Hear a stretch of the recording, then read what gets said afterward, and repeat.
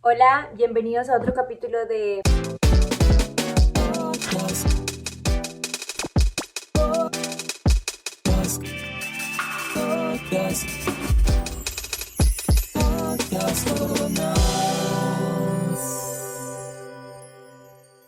El día de hoy quiero hablar de cómo volvernos escritores. ¿Por qué? Porque en Podcast con Nats usualmente he tocado temas de literatura y la verdad me llegan a veces mensajes de, hey, yo quiero escribir pero no sé cómo hacerlo, yo escribo un diario pero no sé cómo volverlo algo más, o sí, siempre llegan como que este tipo de preguntas en cuanto, no tanto a la literatura, sino el hecho de personas que escriben pero no saben qué hacer con eso.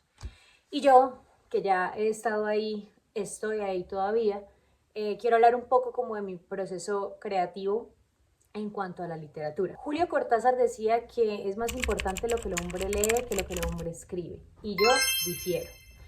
Hay un montón de personalidades muy relevantes en el mundo de la literatura y yo siento que hay un sesgo en cuanto a qué es ser un escritor.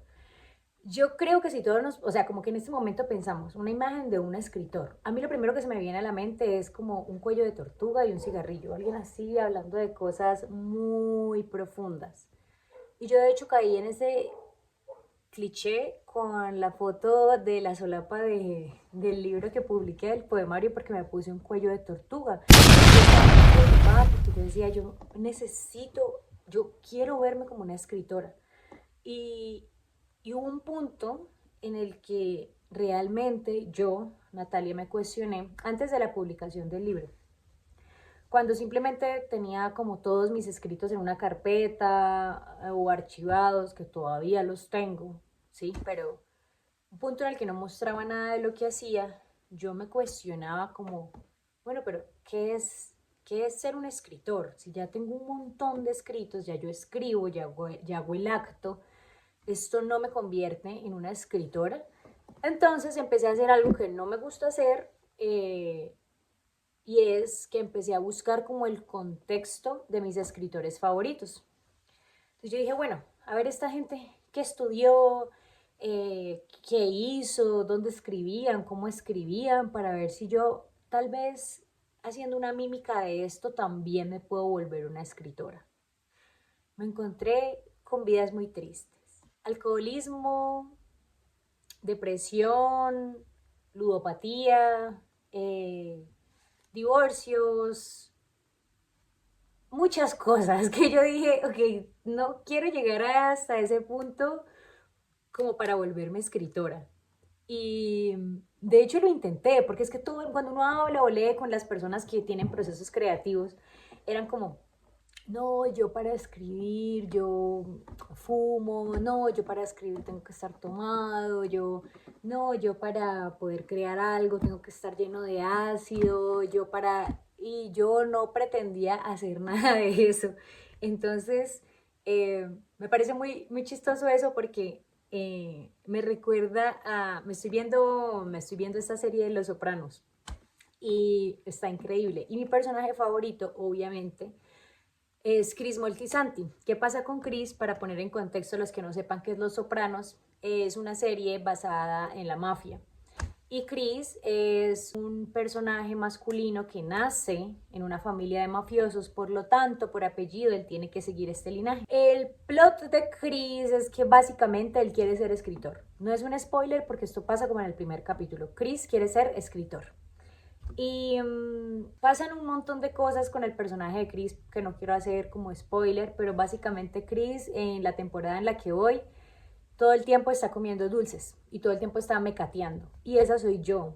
Yo cuando escribo, cuando voy a escribir, siempre tengo mecato al lado. Entonces yo era como que me siento muy infantil porque no soy tan dramática como para tener un, como que porque no estoy haciendo cosas de escritora, porque no escribo así con delirios de madrugada, porque no hago todo esto. Entonces estaba teniendo un poco de crisis existenciales porque no me sentía escritora, porque no estaba haciendo lo que hacían mis escritores favoritos, básicamente.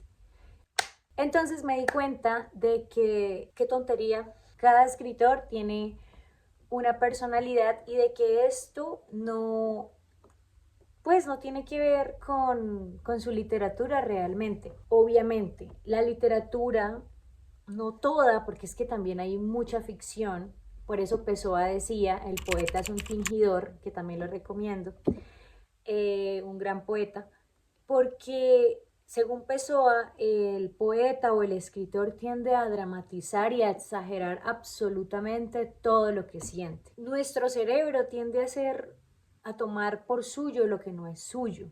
Entonces en ese ejercicio también nacen muchas obras literarias muy interesantes. ¿Por qué digo todo esto? Si eres una persona que no tiene lore, que no tiene un evento traumático que lo haga inspirarse, que no tiene básicamente como eso que uno diga, uy, es que le pasó esto, obviamente escribió todo eso, está bien, está bien. Podemos buscar inspiración de otros lados. La belleza, la vida y el amor también han sido fuente de inspiración para grandes obras literarias. O sea, el primer punto era como que, hey, no todo tiene que ser súper, hiper, mega contradramático para crear un buen producto literario. De hecho, ayer leí un poema muy, muy, muy lindo de Eduardo Cotelamus. Eduardo Cotelamus, escritor oriundo de Norte de Santander, Cúcuta, de donde yo soy. Y el poema decía, no sabía que tu voz llegaría con estrellas. Me pareció bellísimo, no sabía que tu voz llegaría con estrellas. Eduardo Cotelamus también tiene un montón de referencias y de figuras religiosas y eclesiales que me parecen bellísimas. Entonces, con el primer punto lo que quiero decir es, la inspiración está en cualquier lado. No tiene que ser siempre evento traumático, cigarrillo en boca, no tiene que ser siempre poeta maldito, ¿sí? Que es como el imaginario que tenemos del escritor visualmente incluso, como que nos lo imaginamos así con ropa oscura, boina, muy, sí, cuando la verdad es que los escritores, pues es un prejuicio, simplemente, no tiene todo por qué ser así para tener una buena literatura, en mi opinión, en mi experiencia también. Ese sería como el primer punto. Segundo punto, que es lo que las personas suelen pensar, como que yo escribo, pero esto no es nada, ¿sí? Y yo lo leo y yo digo, pero esto es poesía. No, no, eso no es poesía, esto es un cuento. No, no, eso no es un cuento, eso no es nada. Esto también tiene mucho que ver con la poca información que la persona que está incursionando en el mundo de la literatura o de la escritura tiene sobre la misma. Entonces, a ver, si tiene inicio, nudo y desenlace es un cuento, ¿sí? Básicamente. Si no tiene ni inicio, ni nudo, ni desenlace y son pensamientos al azar, es un relato. Si escribiste un verso pero no rima, igual puede ser un poema. No todos los poemas tienen que rimar. Vamos a repetirlo. No todos los poemas tienen que rimar, ¿sí? Si hiciste algo muy corto, tal vez es un haiku. Entonces, hay tanto, tanto, tanto por abarcar en la literatura que si queremos incursionar en esto no deberíamos como encasillarnos y deberíamos intentar en diferentes espacios. Hay microrelato, hay microcuento, que es diferente, hay poesía, hay novela, entonces como que hay tanto por... Hay autobiografía, hay diarios, entonces es todo un ejercicio. Hablando de ejercicios, también lo que yo hablaba en otros podcasts y es mi pensamiento de que no todo hobby se tiene que monetizar y de que estamos en una sociedad que quiere monetizar absolutamente todo, pero pues no todo se tiene que monetizar, hay cosas que uno hace por el disfrute de sí mismo, porque a mí me gusta hacerlo y yo lo disfruto y esa es mi victoria. Entonces, en ese sentido de que no todo se monetiza, la literatura también ha sido de uso terapéutico. Hubo psicólogos que implementaron el uso de la autobiografía como parte del proceso psicológico. ¿Qué es una autobiografía? Básicamente escribir cuáles son los acontecimientos más relevantes de nuestra vida. La idea de la autobiografía en la psicología, primero es que la escribas de un solo tiro, o sea, sin detenerte la historia de tu vida. Luego el psicólogo va a analizar puntos relevantes como qué es lo que más se repite, en qué momento, por ejemplo, el lapicero va más fuerte, qué es lo más doloroso de la historia, bueno, todo esto. Miren quién llegó a saludar.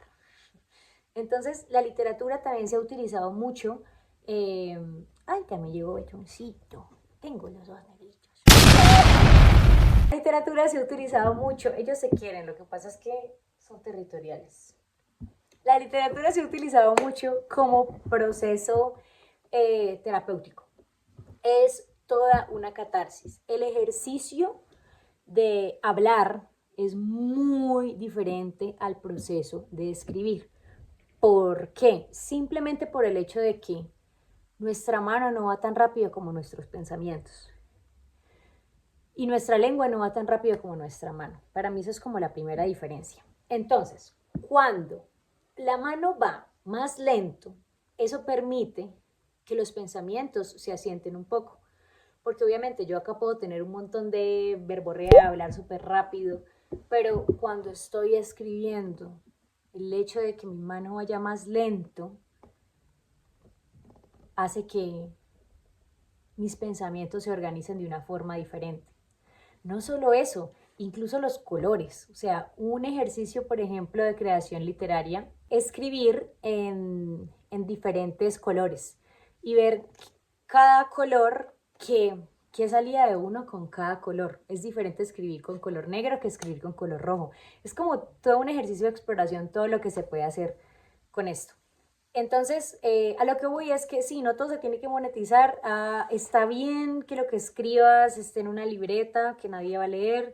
Está bien que lo que escribas esté en una carpeta como yo los tenía. Todo eso está bien si eso es lo que quieres con ello. Está bien.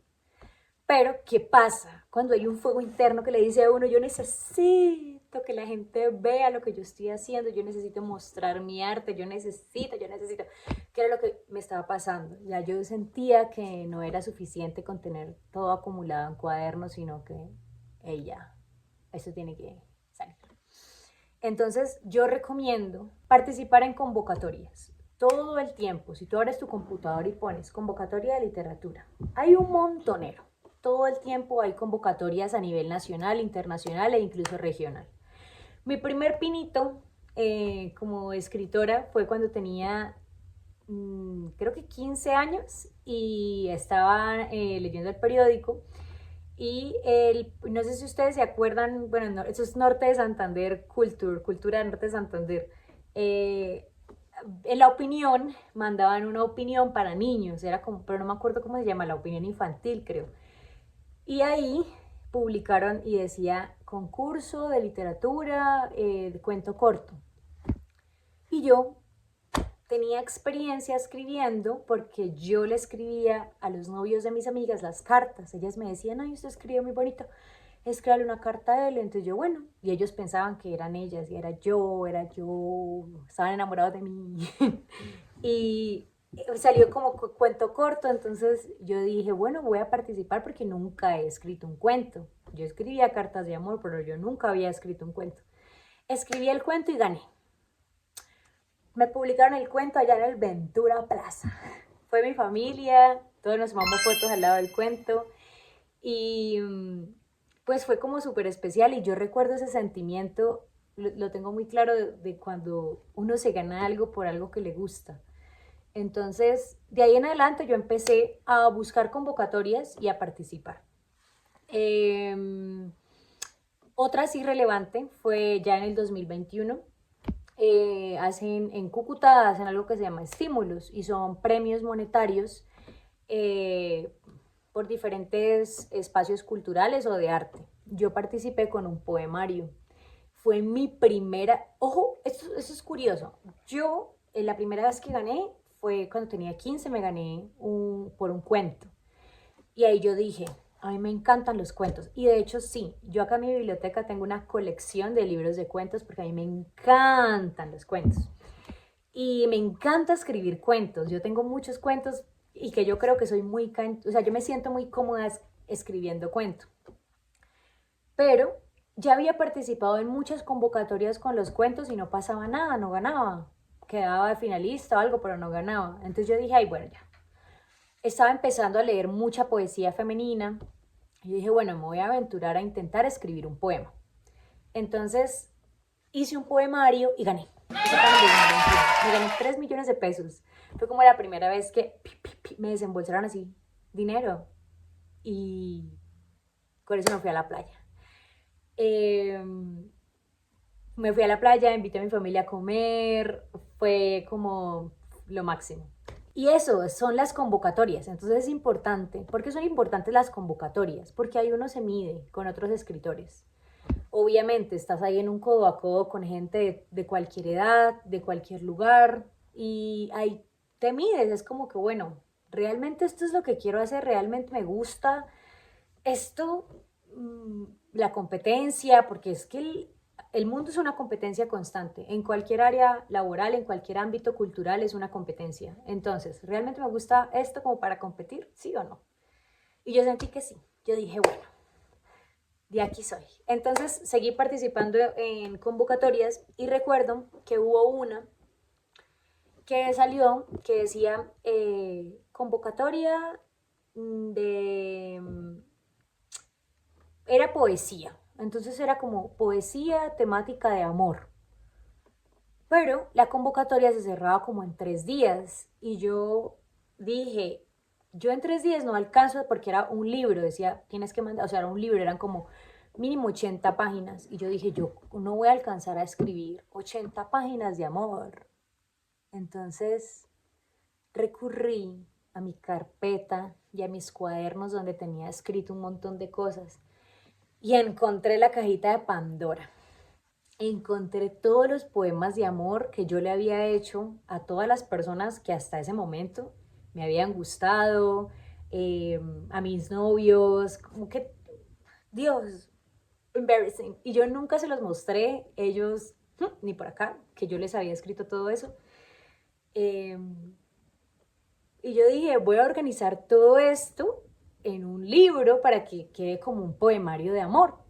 Y lo empecé así a organizar, Se cerró la convocatoria, no alcancé a participar, pero me quedó ese producto porque todavía no me daban las 80 hojas porque no había alcanzado a pasar todo. Pero ahí dije, hey, esto está, pues, tiene potencial. Yo lo leía y yo dije, esto tiene potencial.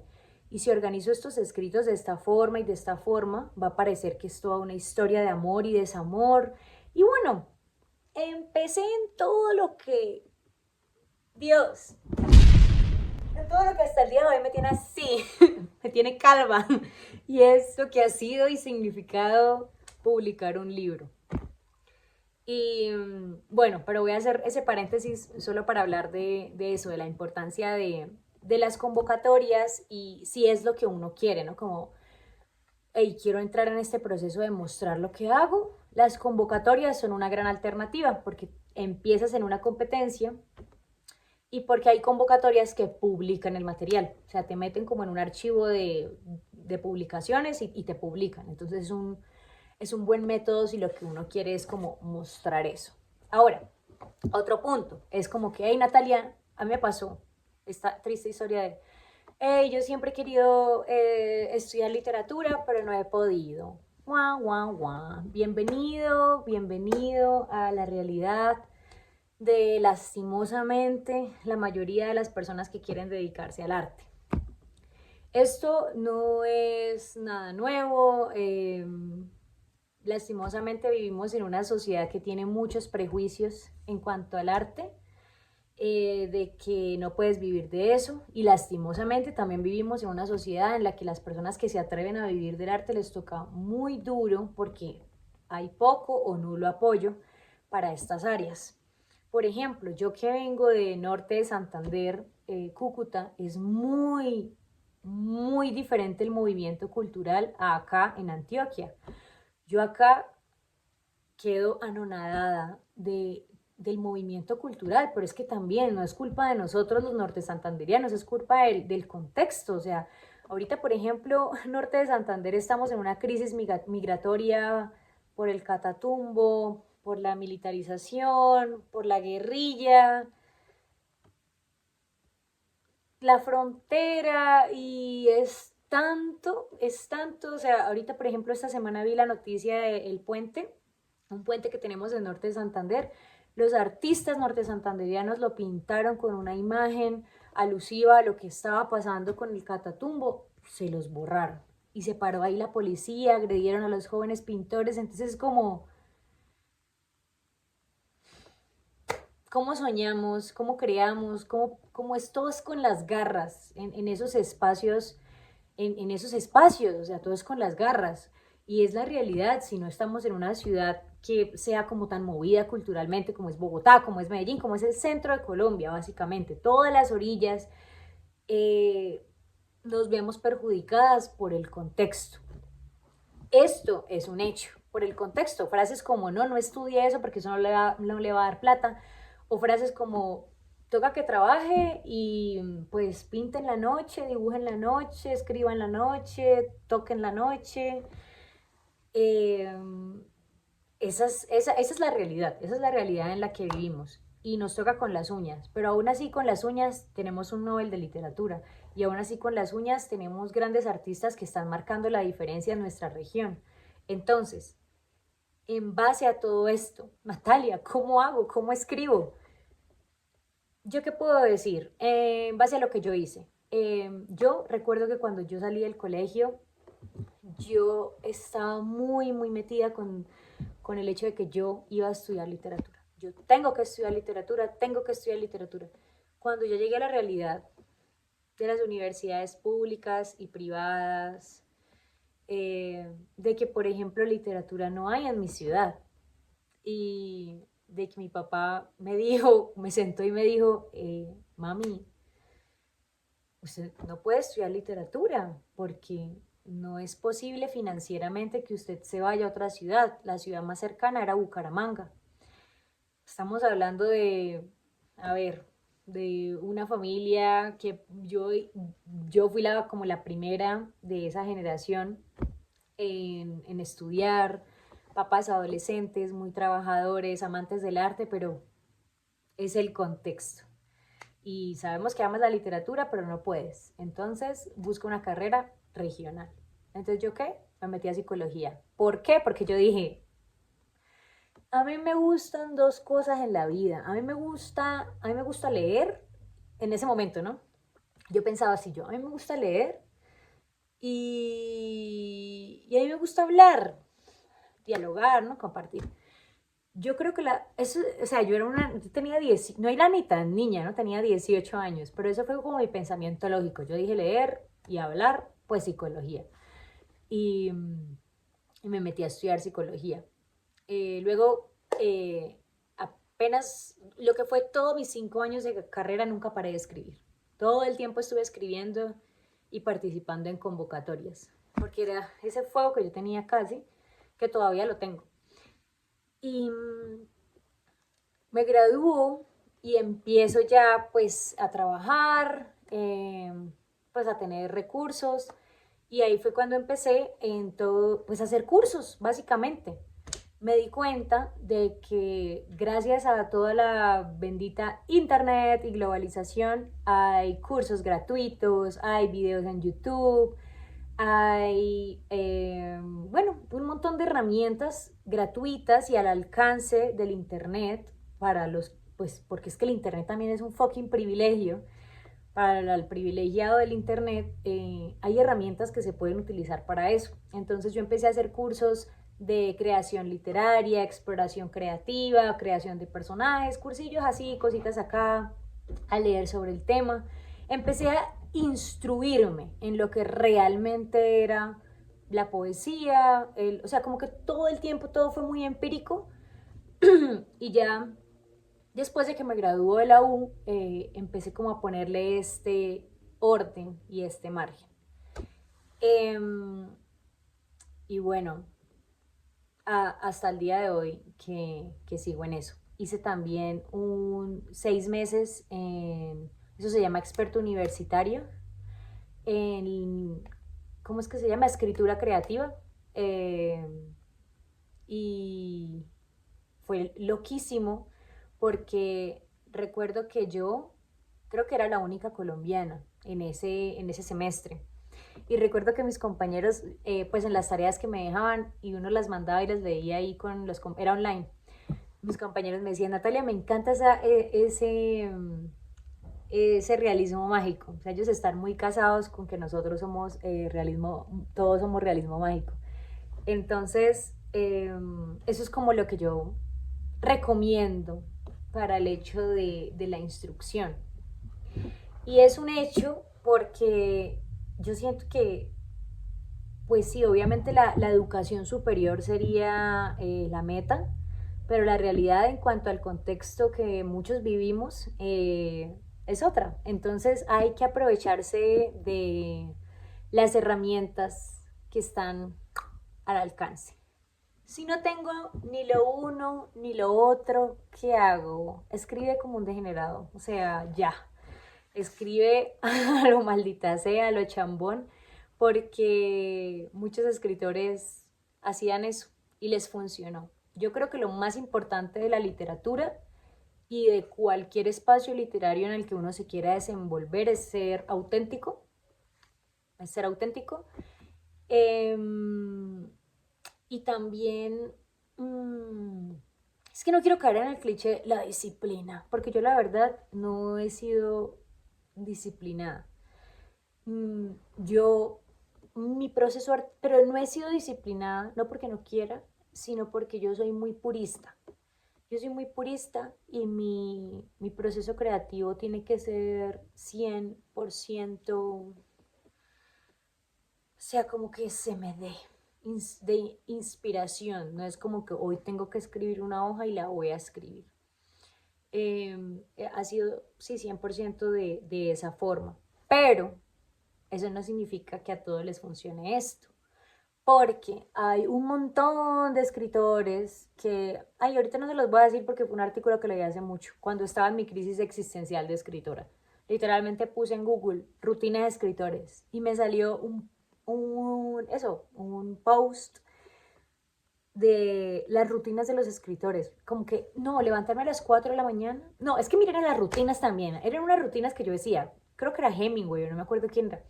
Era tipo, levantarme a las 4 de la mañana, caminar por una hora y luego llegar a escribir o meterme en la piscina 2 horas y luego llegar. O sea, eran rutinas como, yo diría, de privilegio, ¿no? De como que ahí tú no trabajas. No, el trabajo de ellos era escribir. Qué bendición, yo lo quisiera. Si mi trabajo fuera escribir, yo también me levantaría a cualquier hora, me metería en la piscina y luego escribo 5 horas. Pero no, ay, yo tengo que trabajar en un trabajo normal de 8 a 5 y ya después, sí, sí sabes, ¿no? Entonces, esa es la realidad por los contextos en los que vivimos. Pero nada de eso nos va a detener. Vamos a seguir creando y creando y creando y publicando. Bueno, básicamente eso era lo que les quería contar el día de hoy. Si tienen alguna duda, si quieren hablar un poquito del tema, dejen en los comentarios. En Spotify también se puede comentar, en YouTube también. Y básicamente mi conclusión es, y voy a citar, es que no, voy a citar es que el fin de semana pasado estuve en una obra de teatro y el protagonista, al final de la obra, ya cuando pues la termina, se para y dice, citándolo a él, voy a citarlo en este video: nadie nos puede quitar la felicidad, ni siquiera el Estado. ¿Y por qué concluyo con esto? Porque para mí la felicidad es crear y compartir. Y hay contextos muy precarios que obviamente limitan nuestro fuego creativo. Pero, pero, a pesar de eso, debemos seguir creando, porque esa es nuestra revolución y eso nadie nos lo va a quitar. Entonces, amigues, no siendo más, gracias por escuchar este capítulo de Podcast con Nats. Gracias a mi editora Puki.